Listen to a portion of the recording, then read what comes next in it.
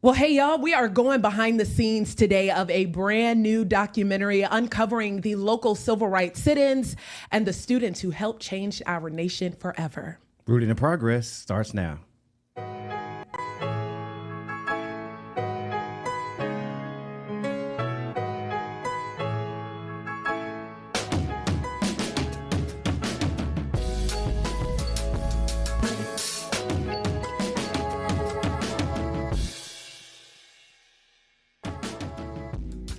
Well, good morning, good evening, good afternoon, depending on what time you are listening in. If you are live, hey, y'all, come on into the Rooted in Progress Stream Center with your two favorite people in the world. Yeah, happy Thursday to you. It's your host, Deanne King, for Terrence Middlebrooks. How you been this week? You good, friend? I'm doing well. You know, we had a great Thanksgiving break. You know, back in full my gosh, swing. Thanksgiving was last week. It was.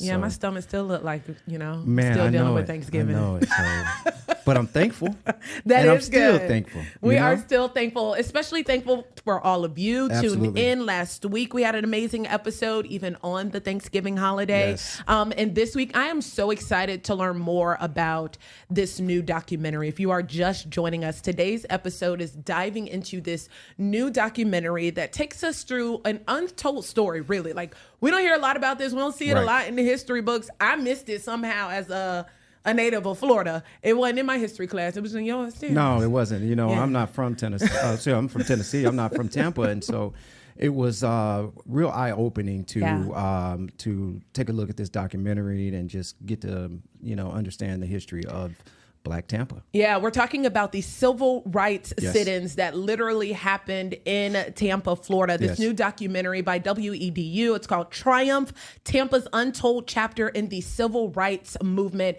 to share and give us all the behind the scenes and even give us some firsthand accounts.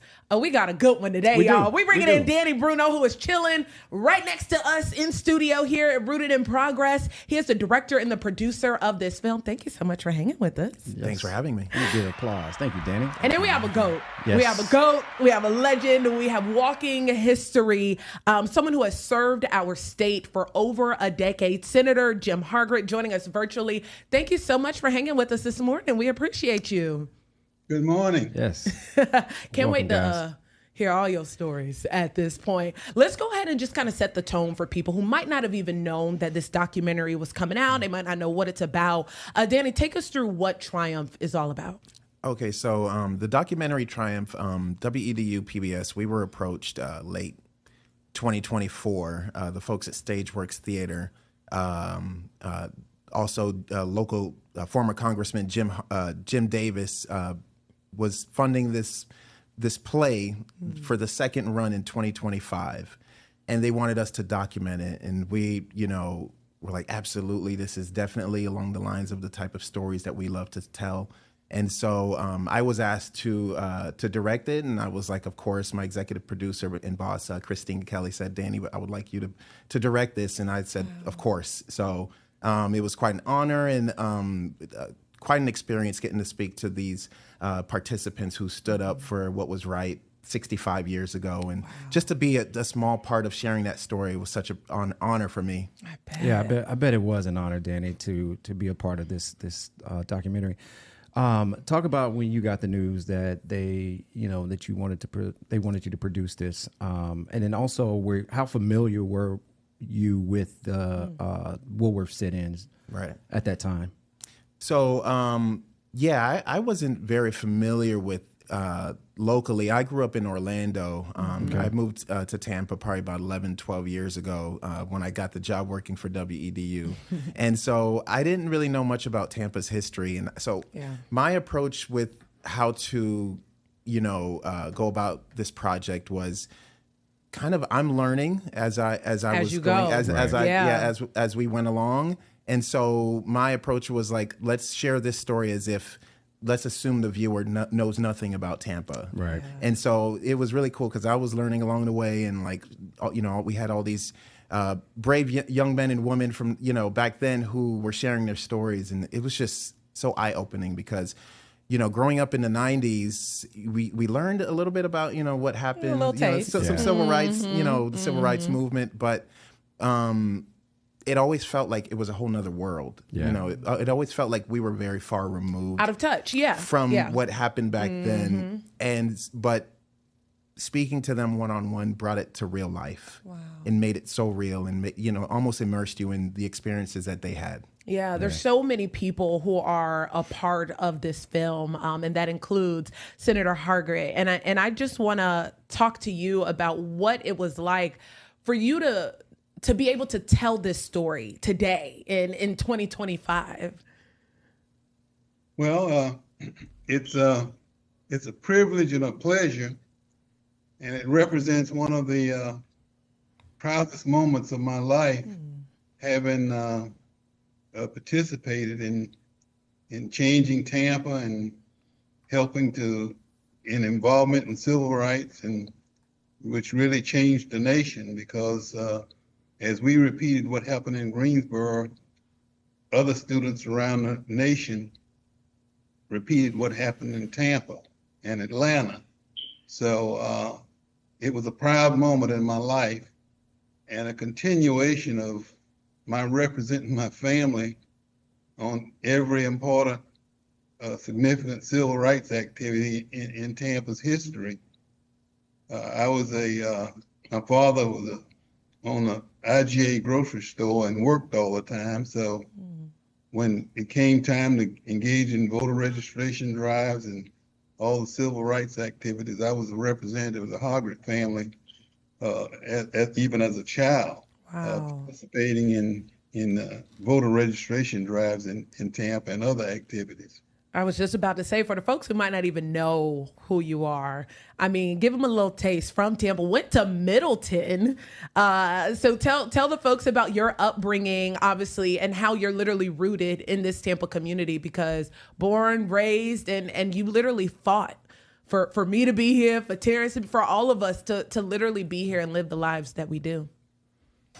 Well, as I indicated, my family had been involved in just about every significant civil rights activity in Tampa's history. My mother was a plaintiff in the Equal Pay for Teachers lawsuit, which took a great deal of courage. As a teacher, she could have been fired for participating in a lawsuit that resulted in equal pay for Black teachers, because they were severely underpaid compared with their white counterparts. My father was president of Tampa Negro Chamber of Commerce and was active civically, supporting activities such as establishing the Belmont Heights Little League, which is nationally known. And whenever anything popped up that needed the representation of the family, they sent their son to represent the family. So when the call came to participate in the sit-ins, it was like second nature for me to go ahead and agree to participate. Now, Senator, let's just go back to that moment where when this movement began. There was a group of students within yourself that from Middleton and Blake High School. So when this movement came about, like, what was going through you all's mind? And I know you just mentioned that you've been a part of the civil rights movement throughout your entire life. Was this something that you had your hand raised from the beginning, or was it something that you kind of, I don't think we should do this? What was your mindset at that moment? When they said they needed us to participate, I said I raised my hand. I'm ready to go. A lot of students, parents were afraid to let them get involved, but my family and their history of courage in these matters didn't have any problems, absolutely, for me joining. And we met at St. Paul AME Church on the day of our first sit-in, and got instructions in nonviolence before making the sit-in, and we were just ready to go. And I think all of us, there was a bit of energy. All of us were anxious. Those who were permitted to participate by the parents were really anxious to go. Well, and then you talk about you guys practice the nonviolent protesting. I mean, we're talking at a time in the 60s where You know, you guys were about to make a bold move. And for those people that don't know what the Tampa sit-ins are, is a group of students who marched on to the Woolworth store. Woolworth was somewhat like a department store that had a countertop restaurant bar set up in it. And went and sat at this countertops where they weren't allowed. They were not allowed. Mm-hmm. But this peaceful protest or whatever, you knew you guys were going to get I guess you could use the word tortured with just verbally, as well as perhaps even threatened, could be beaten, could be arrested. What was going through your mind at the time? Like, you know, I mean, being spit on, that right there draws the line. Well, when you're young and somewhat innocent, you brave beyond what other people might be as considered as reasonable. Mm-hmm. So 17 years old and having reached my senior year in high school, I was not fearful at all. Just waiting for the experience, and I was quite surprised that we didn't suffer any physical abuse, mm-hmm. But we went and did a successful sit-in one day, and my friends and I left the sit-in and rushed home to see ourselves on TV. It was kind of exciting to us. And I feel like even in those moments, and Danny, feel free to chime in, because you got to hear these firsthand accounts by so many different people who were there at these sit-ins. And I think in those moments, right, kind of like how you said, you're a kid, right? Kids have no fear. Let's talk about it. Kids have no fear, right? But when you think about, like, do you think that the people who you talk to and the people who are featured in this documentary truly grasped the impact they were going to have on the future of our country? I don't know if they did, but I knew they had to answer the call at the moment. These young high schoolers were led by a 20-year-old barber, Clarence Fort, and his wife Yvonne Fort was also present there at the time. And they what he told us was they had to use high school students, because at the time, there, around the country, it was mostly college students mm-hmm. at Black universities and colleges that were, doing these protests and these demonstrations. But here in Tampa, I think USF had opened that year or the year after. Okay. And so we had the two Black high schools, Blake and Middleton. And so Clarence went to the president of the Student Youth Council of both schools. Mm. One of them was Mr. George Edgecombe, who, everyone knows him here mm-hmm. locally. The courthouse is named after him. And Shafter Scott. So they were the presidents of the student body presidents of those schools. Mm-hmm. And he went to them, he said, I need 20 students from each school.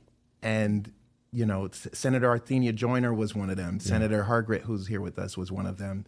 And they just, they all raised their hand and said, yes, I'm and there was support from teachers, which I find teachers were involved in this movement as well, and encouraged these students to participate. Some of the parents were kind of reluctant, hesitant to let their children go and participate. We feature a woman named Carmen Grignon who shared her experience in the documentary that her parents didn't know, but she did it anyway. And so I just find that fascinating. Like, it was really such an experience to be able to have them impart that knowledge and their stories with me during this process. Do you, and I want to hear from both of you all, especially you, Senator Hargrett, do you feel like these stories have been erased? Do you really feel like the kids who go where the old Woolworth was and who's down on Central or partying at the club that's right around the corner now, like, do you really feel like they honor and appreciate literally what took place 60, 65 years ago? Well, I have 5 grandchildren, and watching the kids of their generation, they were somewhat unaware mm-hmm. of what life was like back in the 50s and 60s. And one of my granddaughters said, when she heard about the screening at the Tampa Theater, she said, "I didn't know you were one of them. That's cool." Oh. So I think it was very important for this information that came out through the presentation at the Straws and the Tampa Theater to penetrate their consciousness, to understand that life was entirely different back in the 50s and 60s from what they're experiencing now. Yeah. Senator Hargrett, you guys mentioned, or actually Danny mentioned, that you all were just young people who were answering the call. Did you guys really expect that this became a complete movement in the Tampa area? The outcome, because shortly after that, several weeks after that, you guys were able to sit at the countertops, and then that store became integrated. Did you expect that to truly happen, or you guys were just taking this thing day by day? We were kind of taking it day by day. Couldn't look that far in the future. At 17 years old, and had no guide of history to tell us what was likely to happen. The 60s, I had my feet as a person in both sides of history, in the period before the 1960s and the period after the 1960s. So I can look back and see and look back with pride about what we did, but had no way to gauge what was about to happen.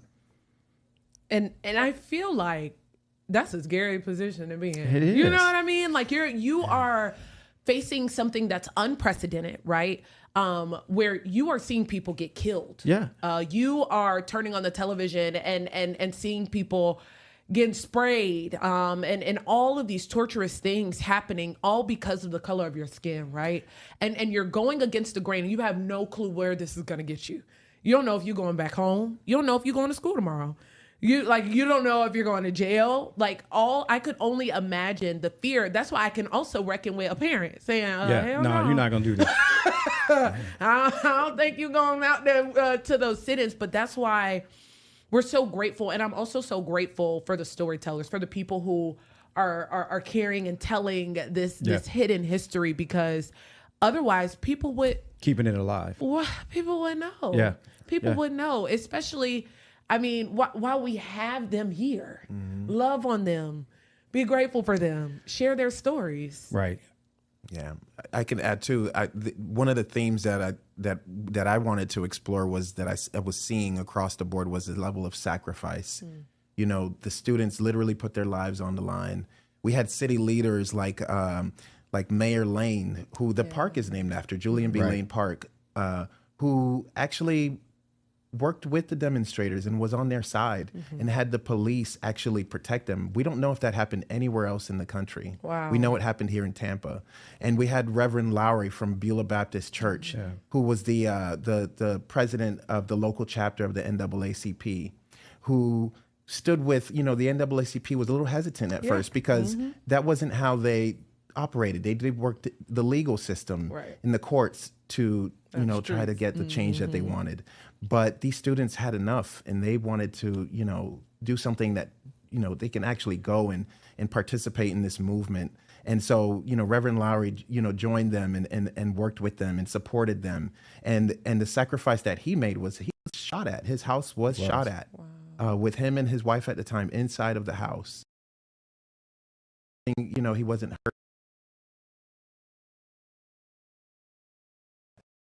So the level of sacrifice, city leaders who stood with these young men and women, the white leaders, they went on to not be reelected after this. Mayor Lane was not reelected because of his, support for, for the black community.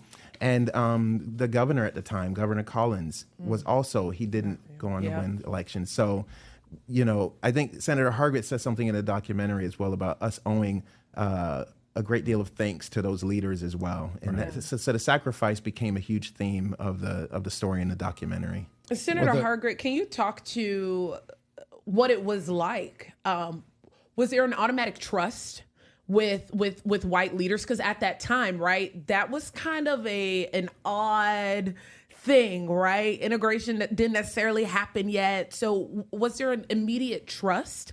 And how did you all work to at least gain and build that trust, particularly with your white counterparts that helped this movement happen as well? Well, we were sort of the foot soldiers and didn't really appreciate or understand the dialogues that were going on with the mayor and the Civil Rights Committee, Advisory Committee.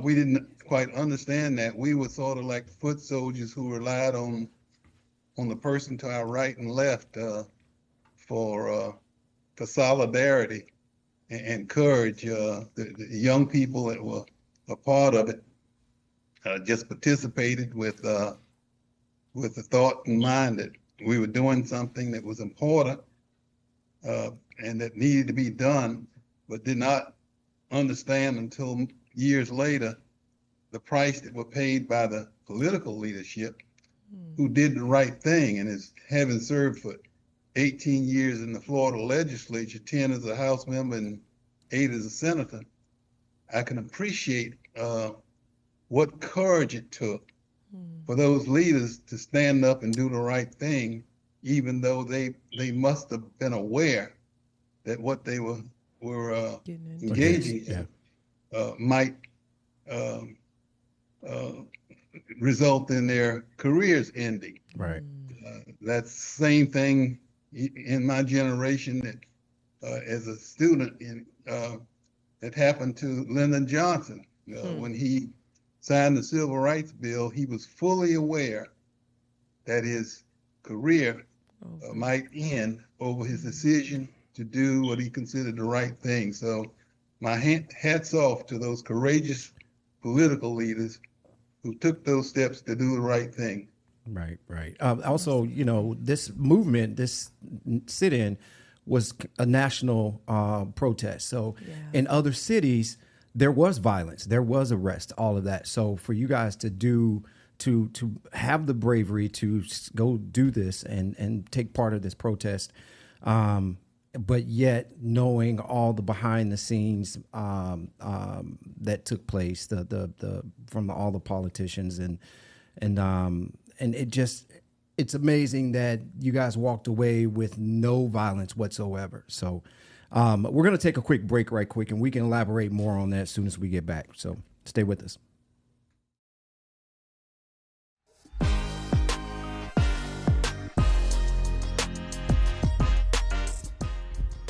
All right. Hey, y'all. Thank you for joining us on Rooted in Progress. Come on in. We are continuing our conversation about the new documentary, Triumph, Tampa's Untold Chapter in the Civil Rights Movement. We have the director and producer of the film, Danny Bruno, with us in studio. We also have Senator Jim Hargrett, who was featured in the film, participated in the sit-ins, and is literally a walking history among us as well. One thing that I want Senator Hargrett to share, and you kind of gave us a little bit of taste of this when we were talking before the show started.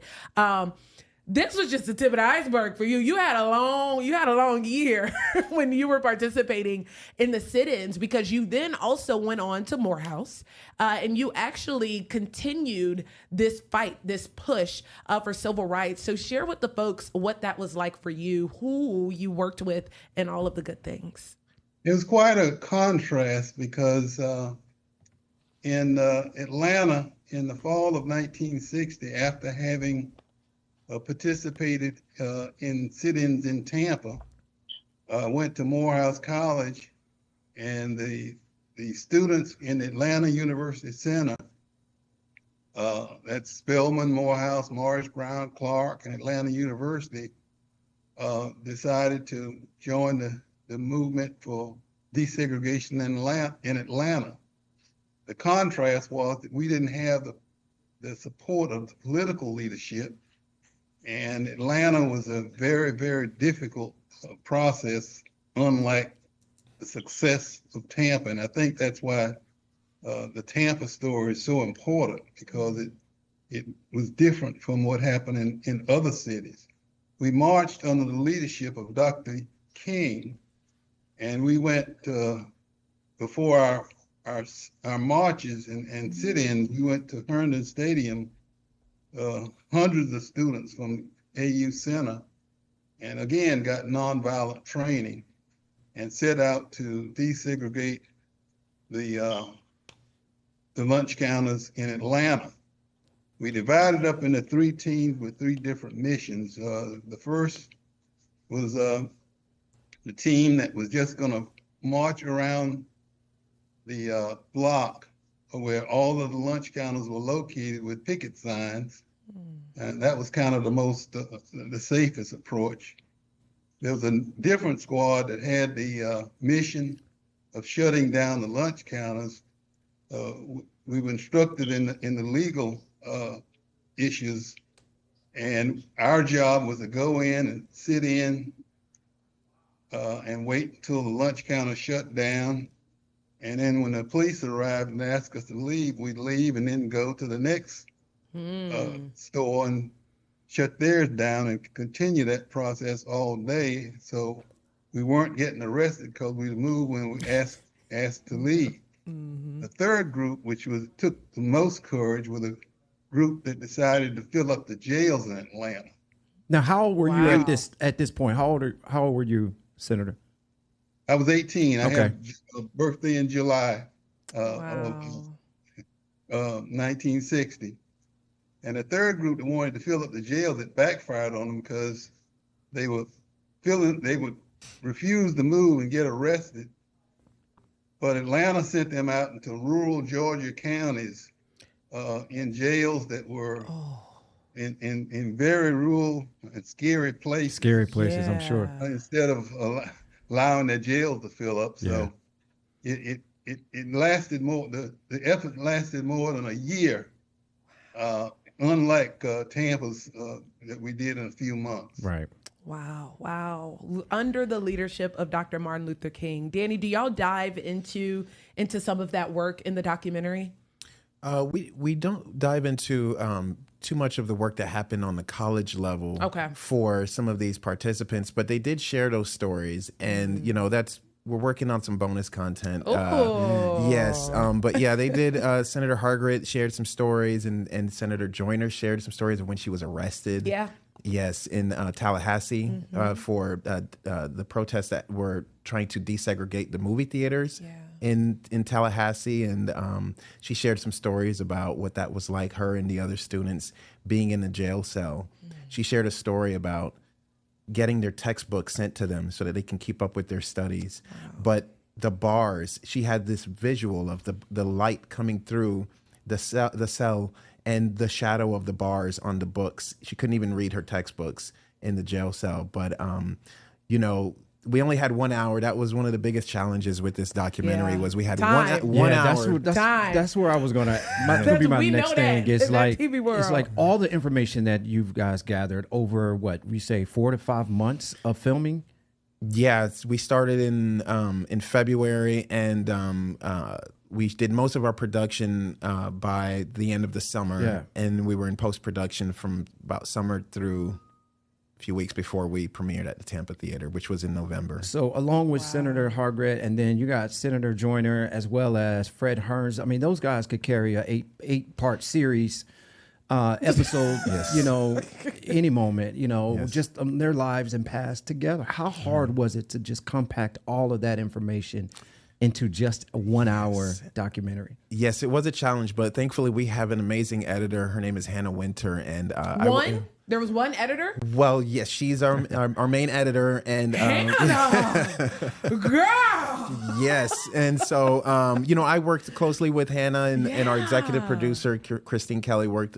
We work as a team. Everybody pitches in, and and it's all hands on deck effort.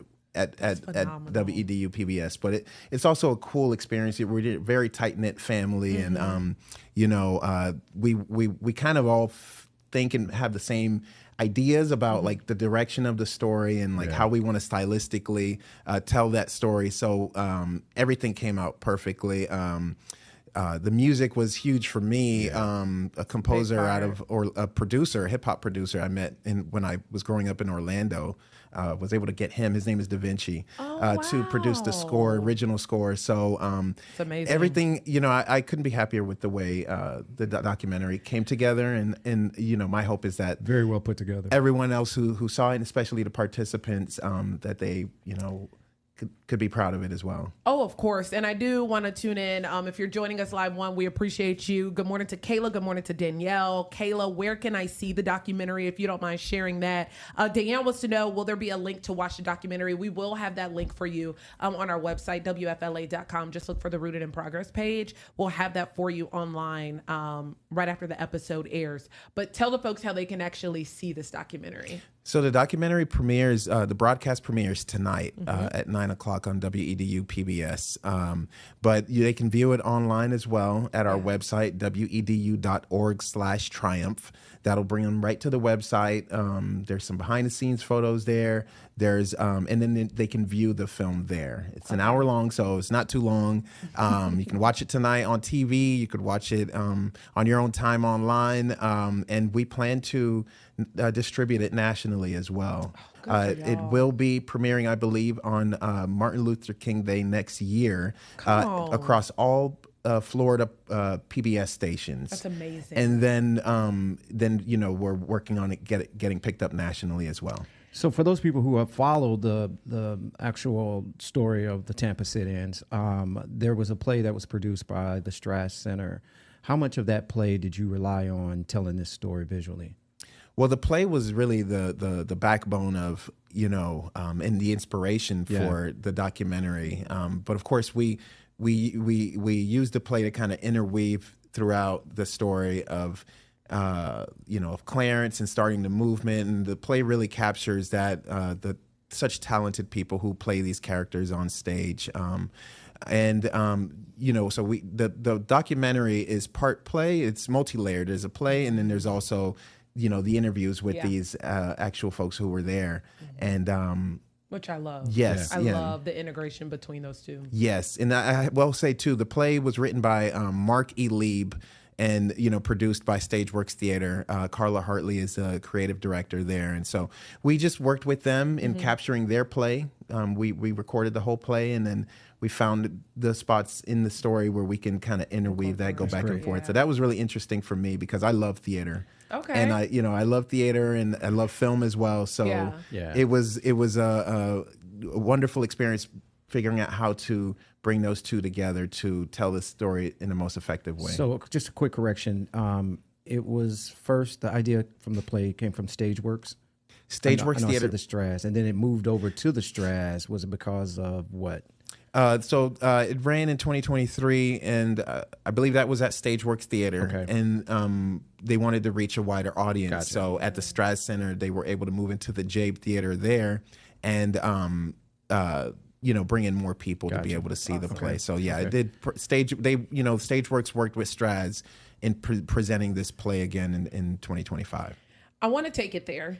And by there, I mean today's climate. When we look at the attack, and I'm going to say it quite frankly, on Black history, educating especially the younger generation on Black history, I'm curious to know, especially from a vantage point like Senator Hargrett's, right? You grow up and you're born into a world where people don't like you because of the color of your skin. You fight for years for people to just accept you because of the color of your skin. And we kind of get there. And now we're here in 2025. Explain, do you think we're reverting? Are you proud of where we are today? Or what do you want to see done either differently or continue to happen in today's world? Well, now that we have some past history, we have to be concerned, especially as parents and leaders, about where the future lies. I was the author of legislation that mandated the teaching of African American history in schools and putting it in throughout the curriculum rather than just Black History Month. That legislation was beginning to take effect in a number of school districts around the state. Wow. Until the governor and his decisions to roll back history. One of the things that motivated me to file the legislation were the advancements that were made during Reconstruction era. And when I discovered that a man by the name of Jonathan Gibbs was the father of free public education, which benefited poor whites even more than it did Blacks, I thought that the history of Florida, African American history, and the history of Florida and the history of the nation were one and the same, and people of all races deserve to understand the history, the true history of Florida and the nation. And so we were moving forward, but now we are facing headwinds that we haven't had since earlier history. Yeah, you are right. And it's scary, if I'm being honest. And Danny, I don't know how deep you could get into this, but is there ever hesitation working at WEDU, putting out a film, a documentary like this, when we are living in a time where people are losing their jobs, they're slashing DEI? Is this technically DEI? Like how is that, and how is the culture of that when it comes to producing and putting out films like this? Yeah, that was definitely top of mind while we were working on this project. But, it's important to tell these stories. It's important to, if we don't share history with the youth, we don't share this history with the youth, then we are doomed to repeat it again. And so that is more important than anything else. And, we have a duty to tell stories honestly, accurately. And we had such a duty to tell the story with respect to those young men and women who fought for everything that we have now. Yeah. Everything that we have now could, the clock could be turned back. Yeah. We could go back to the way things were if we're not careful. So that was definitely most important. And I think we did a pretty good job. Y'all did. Kind of. Talk your smack. Y'all did. Yeah. And PBS, it's important to tell stories honestly, and just to be fair. And so it's becoming fewer. Like, we're seeing that happen, less and less across the country. And when you look at and we get on this show every week knowing that it's an honor and a privilege to be able to have a platform that speaks to Black issues, or that speaks to Black excellence, or that talks to a Black community. And to still be here. Right? Like I'm no Senator Hargrett. We're no Senator Hargrett, right? But it's the small things, and the fact that you can be backed by a company, backed by a boss, backed by a manager, and backed by people who believe and continuing sharing these stories, and how important it is. And I'm gonna add to that real quick. And it's our due diligence to continue to bring on pioneers like yourself, Senator Hargrett, to tell those stories, as well as you, Danny, to continue to highlight things that are going on is the reason why, or in the communities, going on in the communities is the reason why we're called Rooted in Progress. Yeah. So I know how hard it is. So going forward, Danny, what do you think, where do you see this going down the road? Oh, well, like I said, we want this project to go national. There's so many people who are already interested in screenings at schools and whatnot. We want it to get as many eyes on it as possible. We think that right now is so important to tell stories like this. And this was a story, it's called Triumph because this was a success. Yeah. Right. This was right before the civil rights movement really kind of kicked off took off. And of course, there were some, things got pretty bad after this. Yeah. It did. And things are not perfect today.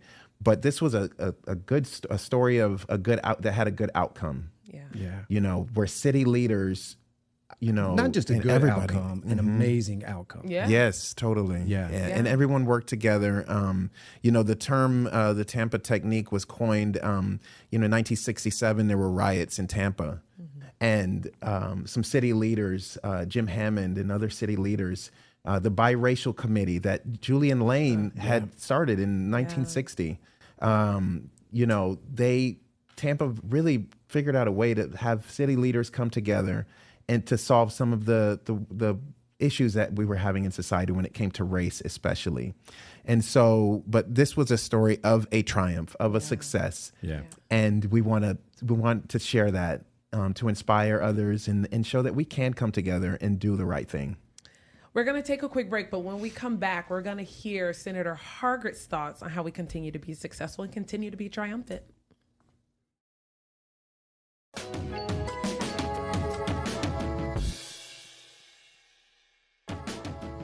All right, welcome back to Rooted in Progress. We are talking about the brand new WEDU documentary, Triumph, Tampa's untold chapter in the civil rights movement. It debuts on the TVs today.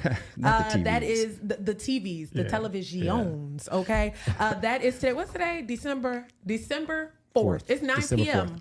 right? 9 p.m. Tonight. 9 p.m. tonight, December 4th. If not, it will be available online. With us today on Rooted in Progress, we have the director, producer of this film itself, Mr. Danny Bruno. We have Walking History legendary Senator Jim Hargrett with us. And we were just talking about how the stories that we're not only learning in the documentary, but hearing firsthand from people like Senator Arthur Joyner, Senator Jim Hargrett, it's tough, right? But as you mentioned, it's triumphant at the same time. At times it's a little rough right now, especially when it comes to Black history and I feel like race relations. So Senator Hargrett, what do you think? Where do you think that our nation needs to go from here? Say that again. Where do you think our nation needs to go from here? Do you think anything needs to be changed? What do you want to see in us? Well, I think the greatest investment we can make at this time as parents, as leaders in the community, is to make sure our young people know the truth. Every advancement in our history has been led by the youth. So it's important to get them to understand where we've been and where we've come from, so they can take the leadership roles that they have historically had in helping to move us forward in the face of strong headwinds. I remember my father's advice to me when I was getting ready to leave for college, which sort of illustrates what the 50s and 60s were like. When I told him I wanted to major in business administration to follow in his footsteps.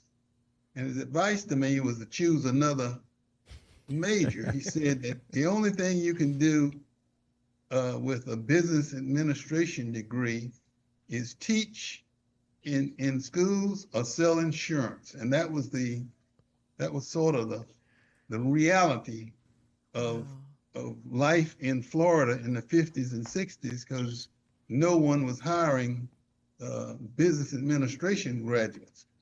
During the 4 years I was in Atlanta, the world changed.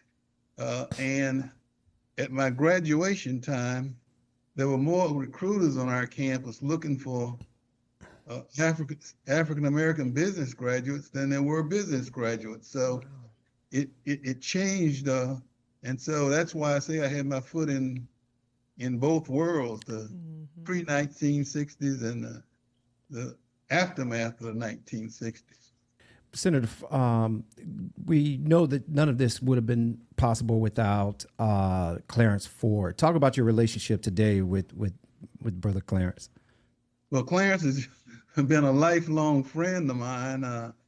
I met and became aware of him doing our sit-ins, and I went away to school for 4 years at Morehouse and a year and a half at Atlanta U getting my MBA.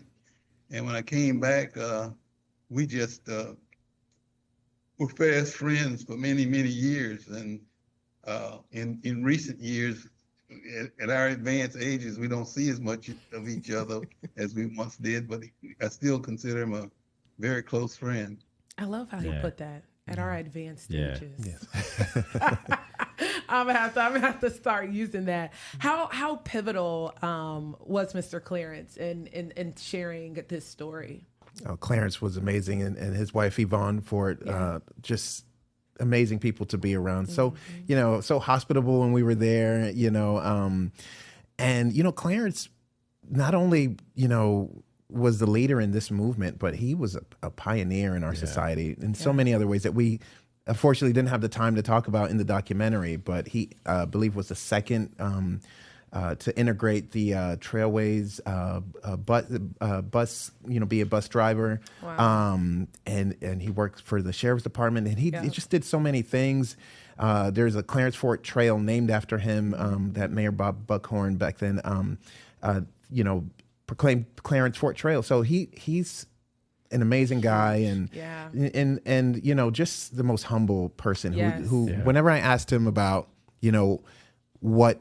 why did you choose to do this? He was the president of the Student Youth Council of the NAACP, and he urged Reverend Lowry to support this movement. Wow. And eventually they did get behind it. Mm-hmm. But it was just such an honor to speak with Clarence and with Yvonne Fort, and to get to know their children as well, who are doing amazing things in the community as well. It's a wonderful family. It's an honor to know him. I actually did, so before even For the Culture existed, which is the segment that I have on our morning show. And I think it was Black History Month. I may have been at this station for maybe 4 months. Okay.